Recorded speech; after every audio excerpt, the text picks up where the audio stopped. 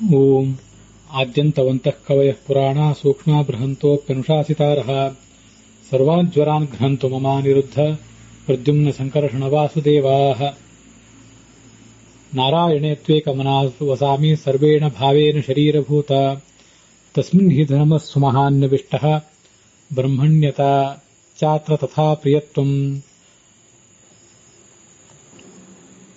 ವಾತೇನ ಕುಂತ್ಯಾಂ ಬಲವಾನ್ ಪ್ರಜಾತಃ ಶೂರಸ್ತಪಸ್ವಿ ದ್ವಿಷತಾಂ ನಿಹಂತ ಸತ್ಯೇ ಚ ಧರ್ಮೇ ಚ ರತಃ ಸದೈವ ಪರಾಕ್ರಮೇ ಶತ್ರುಭಿರಪ್ರಧುಷ್ಯಃ ಯೋಧೀಯಾಯ ಗುರೋಃ ಶಾಸ್ತ್ರಂ ಶಸ್ತ್ರಂ ಚ ಭೃಗುಪುಂಗವಾತ್ ಅನ್ವಷಾದ್ ಧರ್ಮಜಂ ಧರ್ಮಂ ತಂ ಭೀಷ್ಮಂ ಪ್ರಣಮಾಮ್ಯಹಂ. ಶ್ರೀ ಗುರುಭ್ಯೋ ನಮಃ. ಮಹಾಭಾರತ ಪ್ರವಚನ ಮಾಲೆಯಲ್ಲಿ ಅನುಶಾಸನ ಪರ್ವದ 1276ನೇ ಭಾಗ ಇದು. ಇವತ್ತು ನಾವು ನೋಡಬೇಕಾಗಿರುವಂಥದ್ದು ವಾವಿಳ್ಳೆ ರಾಮಸ್ವಾಮಿ ಶಾಸ್ತ್ರಿಗಳ ಪಾಠದಲ್ಲಿ 156ನೇ ಅಧ್ಯಾಯ, ಟಿ ಆರ್ ಕೃಷ್ಣಾಚಾರ್ಯರ ಪಾಠದಲ್ಲಿ 274ನೇದ್ದು, ವೈಷ್ಣವ ಪಾಠದಲ್ಲಿ 257ನೇದ್ದು, ಉತ್ತರ ಭಾರತದ ಗೀತಾ ಪ್ರೆಸ್ಸಿನ ಪಾಠದಲ್ಲಿ 168ನೇ ಅಧ್ಯಾಯ. ಸ್ವಸ್ಥಸ್ತು ಸತಾಂ ಅಶೇಷ ಸನ್ಮಂಗಲಾನುಭವಂತು. ಮಹಾಭಾರತೆ ಅನುಶಾಸನ ಪರ್ವಣಿ ಭೀಷ್ಮೇಣ ಶಾಂತನವೇನ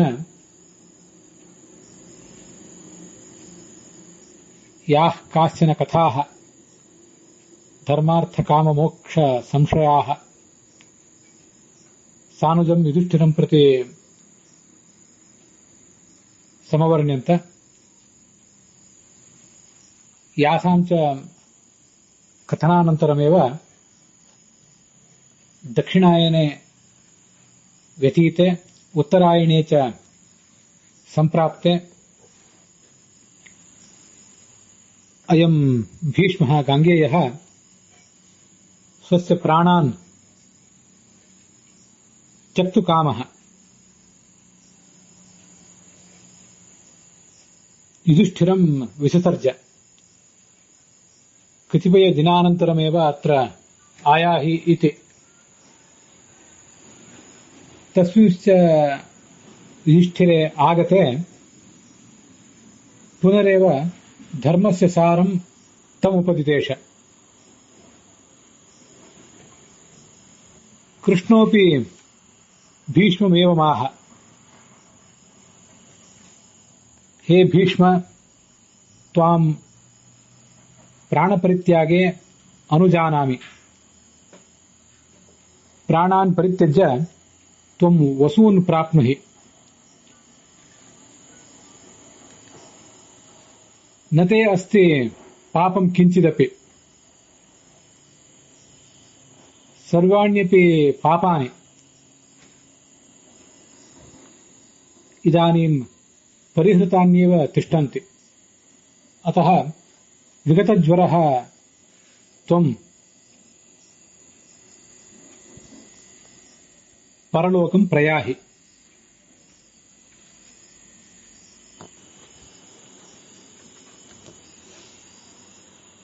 ಭೀಷ್ಮರ ಭಾಗ್ಯ ಬಹಳ ದೊಡ್ಡದು. ಅವರು ಈ ಹಿಂದೆ ವಸಿಷ್ಠರ ಹೋಮಧೇನುವನ್ನ ಕದ್ದಂಥ ಯಾವುದೇ ತಪ್ಪನ್ನು ಮಾಡಿರಬಹುದು. ಈ ಜನ್ಮದಲ್ಲಿ ಆದರೂ ದ್ರೌಪದಿಯ ವಸ್ತ್ರಾಪಹರಣದ ಪ್ರಸಂಗದಲ್ಲಿ ಅವರು ಸರಿಯಾಗಿ ನಿರ್ಣಯವನ್ನು ಕೊಡದೆ ತಪ್ಪನ್ನು ಮಾಡಿರಬಹುದು. ಆದರೆ ಈ ಪ್ರಸಂಗದಲ್ಲಿ ಭಗವಂತ ಅನುಜಾನಾಮಿ ಭೀಷ್ಮತ್ವಾಂ, ನೀನು ಪರಲೋಕಕ್ಕೆ ಹೋಗಿ ಬಾ, ನಿನ್ನಲ್ಲಿ ಯಾವುದೇ ಪಾಪ ಉಳಿದಿಲ್ಲ ಅಂತ ಭಗವಂತ ಅವರಿಗೆ ನೇರವಾಗಿ ಆಶೀರ್ವದಿಸಿದ.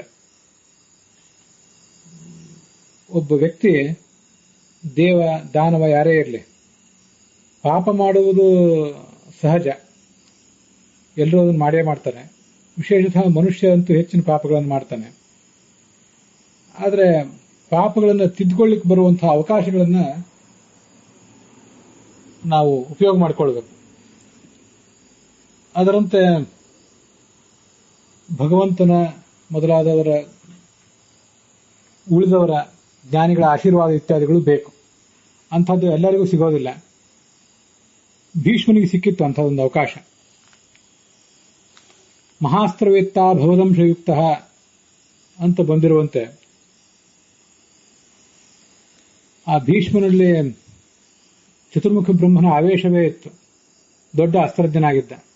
ಆದ್ದರಿಂದ ಅಷ್ಟು ದೊಡ್ಡ ತತ್ವವನ್ನು ಕೂಡ ಜಗತ್ತಿಗೆಲ್ಲದಕ್ಕೂ ಅವನು ಉಪದೇಶಿಸಿದ. ಯುಧಿಷ್ಠಿರನನ್ನು ನಿಮಿತ್ತ ಮಾಡಿಕೊಂಡು ಕೊಟ್ಟ ತತ್ವ ಇಡೀ ಜಗತ್ತಿಗೆ ಕೊಟ್ಟದ್ದದು. ಕೃಷ್ಣನು ಕೂಡ ಅವನೆಲ್ಲಾ ಪಾಪಗಳು ಪರಿಹಾರ ಕಂಡದ್ದನ್ನ ಅಲ್ಲಿ ದೃಢಪಡಿಸಿದ. ಈ ಅಧ್ಯಾಯದಲ್ಲಿ ನಾವು ಹೀಗೆ ನೋಡ್ತೇವೆ, ಈ ಭೀಷ್ಮ ಧಾರಣಾಸು ಯಥಾಕ್ರಮಂ, ತನ್ನ ಎಲ್ಲಾ ಪ್ರಾಣಗಳನ್ನು ಕೂಡ 8 ವಿಧವಾದ ಯೋಗಗಳಲ್ಲಿ, ಧಾರಣ ಅಂದ್ರೆ ಅದು 8 ವಿಧವಾದ ಯೋಗಗಳಲ್ಲಿ ಒಂದು. ಪರಮಾತ್ಮನಲ್ಲಿ ಮನಸ್ಸನ್ನು ದೃಢವಾಗಿ ನಿಲ್ಲಿಸುವುದು. ಯಮಾದಿ ಗುಣಯುಕ್ತಸ್ಯ ಮನಸಃ ಸ್ಥಿತಿರಾತ್ಮನಿ ಧಾರಣೇತ್ಯುಚ್ಯತೆ ಸದ್ಭಿಃ ಯೋಗಶಾಸ್ತ್ರ ವಿಶಾರದೈಃ.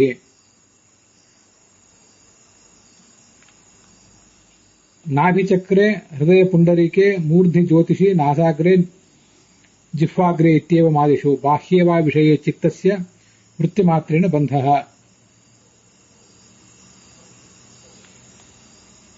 ಅಲ್ಲಿ ಧಾರಣಾಸು ಯಥಾಕ್ರಮಂ ಅಂತ ಬಂತಲ್ಲ, ಆ ಯಥಾಕ್ರಮಂ ಅನ್ನೋದಕ್ಕೆ ಹೀಗರ್ಥ. ನಾಭಿ ಮಂಡಲ, ಅಲ್ಲಿಂದ ಹೃದಯ, ಅಲ್ಲಿಂದ ನಾಲಿಗೆ ತುದಿ, ತಲೆ ಮೊದಲಾದ ಈ ಎಲ್ಲ ಭಾಗಗಳು, ಮೂಗಿನ ತುದಿ ಇತ್ಯಾದಿ ಭಾಗಗಳಲ್ಲಿ ವರ್ಣನೆ ಮಾಡಿದ್ದಾರೆ. ಈ ಎಲ್ಲ ಕೆಳಗಿರುವಂತಹ ಪ್ರಾಣವನ್ನ ಮೇಲ್ಮುಖವಾಗಿ ಕ್ರಮವಾಗಿ ತರುವುದು, ಮೇಲ್ಮುಖವಾಗಿ ತಂದು ಆ ಪ್ರಾಣವನ್ನ ಶರೀರದಿಂದ ಅಂತಿಮವಾಗಿ ಹೊರಗೆ ತರುವುದು. ನಮಗೆ ಕೇವಲ ದೈಹಿಕವಾದಂತಹ ಯೋಗವನ್ನ ಮಾಡಿ ಗೊತ್ತಿರ್ತದೆ, ಒಂದಿಷ್ಟು ಪ್ರಾಣಾಯಾಮವನ್ನು ಮಾಡಿ ಗೊತ್ತಿರ್ತದೆ. ಆದರೆ ಭಗವಂತ ಇಂಥ ಎಲ್ಲ ಧಾರಣಾಗಳನ್ನು ಆ ಭೀಷ್ಮ ಮಾಡುವುದನ್ನು ಸಾಕ್ಷಾತ್ತಾಗಿ ಅಲ್ಲಿ ನಿಂತು ನೋಡಿದ, ಕೃಷ್ಣ ರೂಪದಿಂದ ನಿಂತು ನೋಡಿದ. ಸಾಯುವಾಗ ಆ ಭಗವಂತನನ್ನೇ ಎದುರಿಗೆ ನಿಲ್ಲಿಸಿಕೊಂಡು ಆ ಧಾರಣಾ ಮೊದಲಾದವುಗಳನ್ನು ಮಾಡಿ ಭಗವಂತನನ್ನ ಧ್ಯಾನಿಸ್ತಾ ಸಾಯುವುದು ತುಂಬಾ ಅದ್ಭುತವಾದ ಸಂಗತಿನೇ.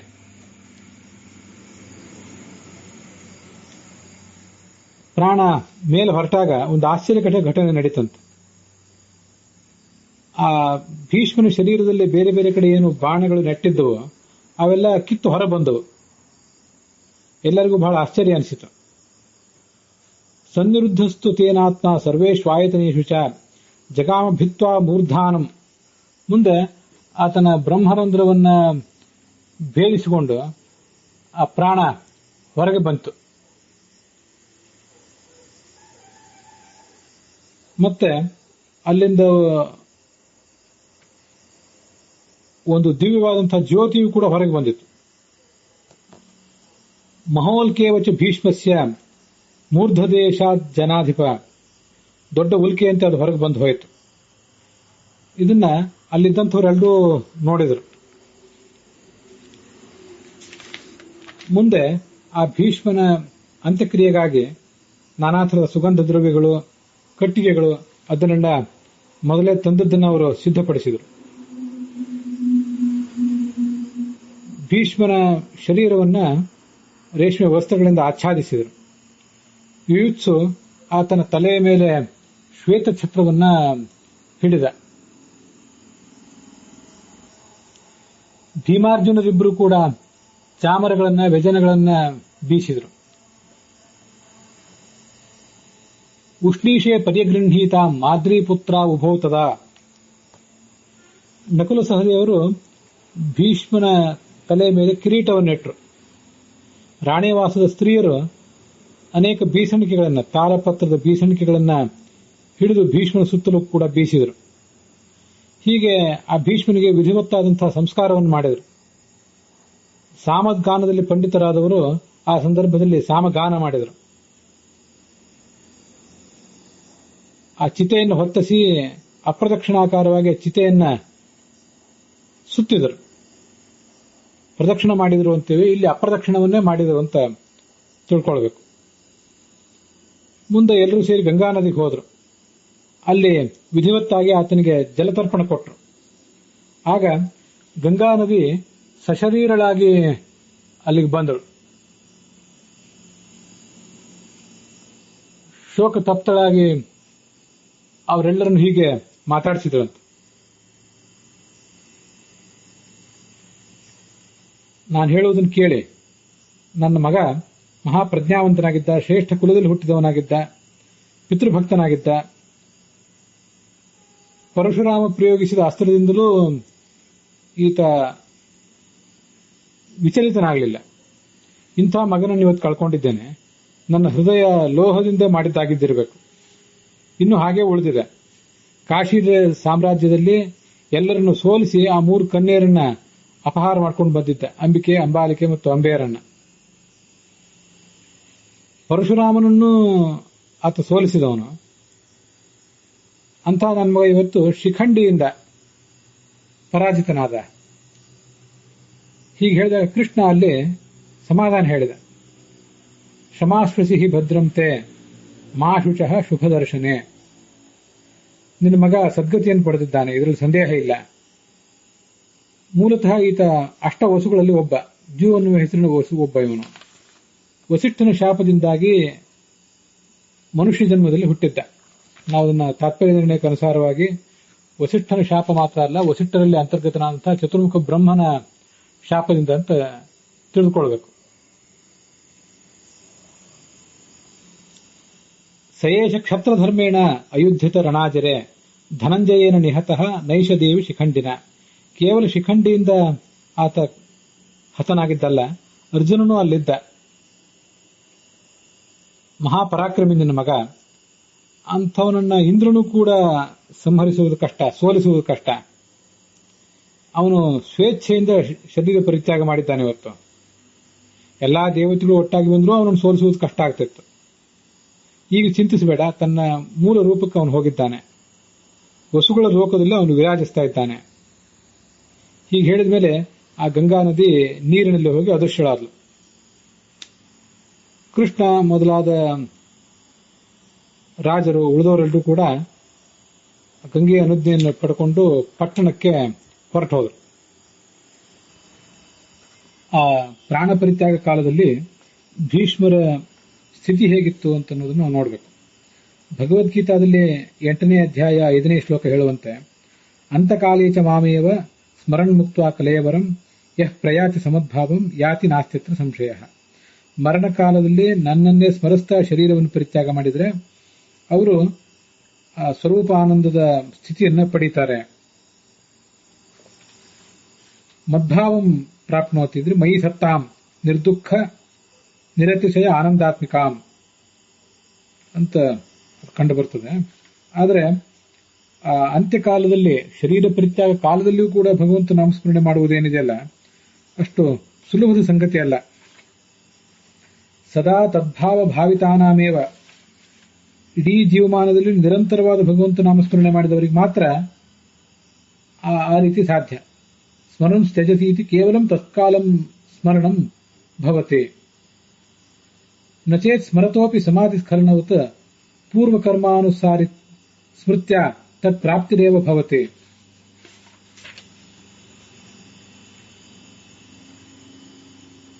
ಯಾರನ್ನ ನಾವು ಅಂತ್ಯಕಾಲದ ಸ್ಮರಣೆ ಮಾಡಿಕೊಂಡು ದೇಹವನ್ನು ಬಿಡ್ತೇವೋ ಅಂತ ಅಲ್ಲಿ ಹೇಳಿದಾರಲ್ಲ, ಅದು ಅಂತ್ಯಕಾಲದ ಸ್ಮರಣೆ. ಸರ್ವದಾ ಇಡೀ ಜೀವಮಾನದಲ್ಲಿ ಭಗವಂತ ನಾಮಸ್ಮರಣೆ ಮಾಡಿದವರಿಗೆ ಅದು ಸಾಧ್ಯ ಆಗ್ತದೆ. ಆ ನಿರಂತರ ನಾಮಸ್ಮರಣೆ ಮಾಡದೇ ಇದ್ದವರಿಗೆ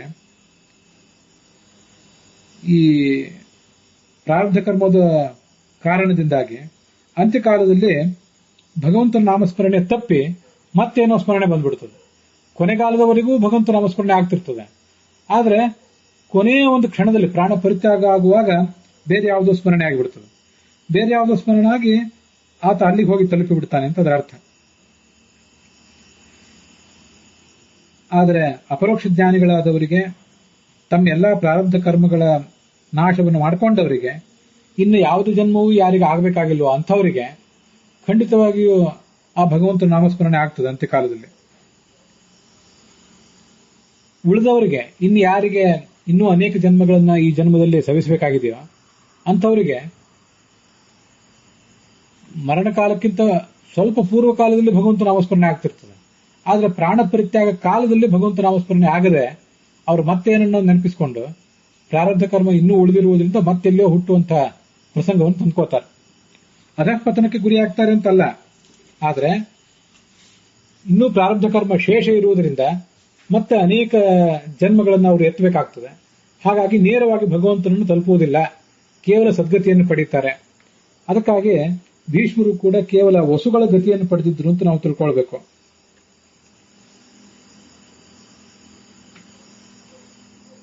ಎಂ ವಾಪಿ ಸ್ಮರನ್ ಭಾವಂ ತ್ಯಜತ್ಯಂತೆ ಕಲೇವರಂ ತಂ ತಮೇವೈತಿ ಕೌಂತೆಯ ಸದಾ ತದ್ಭಾವ ಭಾವಿತ ಅಂತ ಆ 8ನೇ ಅಧ್ಯಾಯದಲ್ಲಿ 6ನೇ ಶ್ಲೋಕದಲ್ಲಿ ಹೇಳುವುದು ಕೂಡ ಇದನ್ನೇ. ಪ್ರಾರಬ್ಧ ಕರ್ಮವೆಲ್ಲ ತೀರಿರಬೇಕು, ಇನ್ನ ಯಾವ ಜನ್ಮವನ್ನು ಆತ ಪಡೆಯುವಂತಹ ಅನಿವಾರ್ಯತೆ ಇರಬಾರದು. ಅಂಥ ಸ್ಥಿತಿ ಇದ್ದವನಿಗೆ ಆ ಮರಣ ಕಾಲದಲ್ಲಿ ಭಗವಂತ ನಾಮಸ್ಮರಣೆ ಬರುತ್ತದೆ. ಜೀವನದಲ್ಲಿ ಎಂದಾದರೂ ಯಾವತ್ತಾದರೂ ಒಂದ್ಸರಿ ಭಗವಂತ ನಾಮಸ್ಮರಣೆ ಮಾಡಿ ಅಂತ್ಯಕಾಲದಲ್ಲಿ ಭಗವಂತ ನಾಮಸ್ಮರಣೆ ಮಾಡದೆ ಹೋದರೂ ಕೂಡ ಏನಾದ್ರು ಸದ್ಗತಿ ಆಗ್ತದೋ ಅಂತ ಹೀಗೆಲ್ಲ ಸಂಶಯ ನಮಗೆ ಬಂದಿತ್ತು. ಅದ್ಯಾವುದು ಹಾಗಾಗಬೇಕಾಗಿಲ್ಲ. ಆ ಥರ ಸ್ಮರಣೆ ಎಂದೋ ಒಂದು ದಿವಸ ಮಾಡಿದ ಮಾತ್ರಕ್ಕೆ ಅಂತ್ಯಕಾಲದಲ್ಲಿ ಬರುವುದೂ ಇಲ್ಲ, ಮತ್ತೆ ಎಂದೋ ಒಂದು ದಿವಸ ಸ್ಮರಣೆ ಮಾಡಿದವನಿಗೆ ಅಂಥ ಶಾಶ್ವತವಾದಂಥ ಸದ್ಗತಿ ಸಿಗುವುದೂ ಇಲ್ಲ. ಅದಕ್ಕಾಗಿ ಅಲ್ಲಿ ಅಂತ್ಯ ಅಂತ ಶಬ್ದ ಇದೆ. ಅಂತ್ಯಕಾಲದಲ್ಲಿ ಸ್ಮರಿಸ್ತಾ ಪ್ರಾಣ ಪರಿತ್ಯಾಗ ಮಾಡಬೇಕು. ಆ ಆತ್ಮಕ್ಕೆ ಆ ಭಗವಂತನ ಎಚ್ಚರ ಇರಬೇಕು ಅಂತ ಅದರ ಅರ್ಥ.